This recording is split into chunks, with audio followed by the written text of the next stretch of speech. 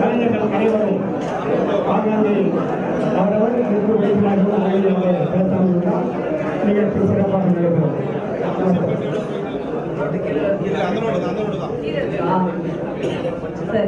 ஒரு டீமா அவங்க ஒரு டீம் பேர் கூப்பிட்டதும் அந்த டீம்ல இருக்க மொத்த பேரும் இப்படி வந்து நின்றுட்டீங்கன்னா ஒவ்வொருத்தரையா கூப்பிட்டு நம்ம சிறப்பிக்க கரெக்டா இருக்கும்.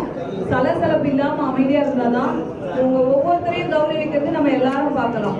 ஒரு கூட்டமா அந்த மாதிரி சத்தமா கேட்டேன்னு நம்ம என்ன பேசுறோம்ன்றதே கேட்காது. இதுவரைக்கும் எல்லா மேடைகள்லயும் நீங்க நாடகம் நடிக்கும் போது அப்பா ஆகட்டும் நான் ஆகட்டும் இல்ல ஊர்ல யாராவது தலைவருங்க அவங்களதான் நீங்க எல்லாம் சேர்ந்து மேடையில சால்வை போட்டு கௌரவிச்சிருக்கீங்க. அததான் நான் பார்த்திருக்கேன்.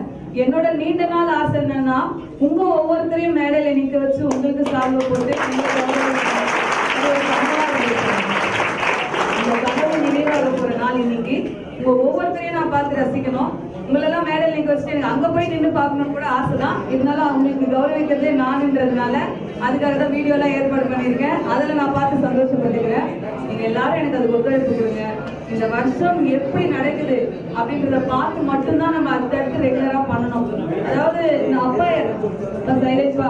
அப்பா இறந்து ஃபர்ஸ்ட் வருஷம் ஒரு சின்னதா ஒரு ப்ரோக்ராம் பண்ணாங்க. அது என்ன ப்ரோக்ராம் கூட எனக்கு ஞாபகம் இல்லை. நான் அப்பதான் நாடகத்துறைக்குள்ள உள்ள வந்தேன். வாசனா வந்து வேலூர் மாவட்ட நடிகர் சங்கங்கள்ல இருந்து நிறைய பேர் வந்திருந்தாங்க. அதுல நான் கொஞ்சம் அமைதியா இருப்பாங்க. அதுல நான் கலந்துகிட்ட போது அதுல வந்து ஒரு ஐயா சொன்னாரு, ஜூடோ மாஸ்டர் ஸ்டண்ட் மாஸ்டர் ஐயா சொன்னாரு, என்ன ஆரணின்னா அவ்வளவு நாடகக்காரர்கள் இருப்பாங்கன்னு சொல்லுவாங்க. இங்க வந்து பார்த்தா யாரையுமே காணுமே. நாங்கெல்லாம் எங்க மாவட்டத்துல வருஷம் வருஷம் நடத்துறோம்.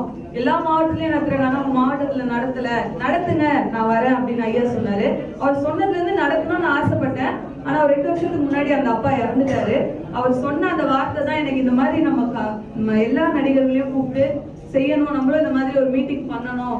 எல்லா மாவட்டங்களையும் பண்றாங்க. அப்படி பார்க்கும்போது ஏன் நம்ம கலைஞர்களுக்கு நம்ம இந்த மாதிரி ரெடி பண்ணக்கூடாது அப்படின்ற ஒரு எண்ணம் இருக்கும்போது நம்மளால நார்மலா அதை செய்ய முடியும்.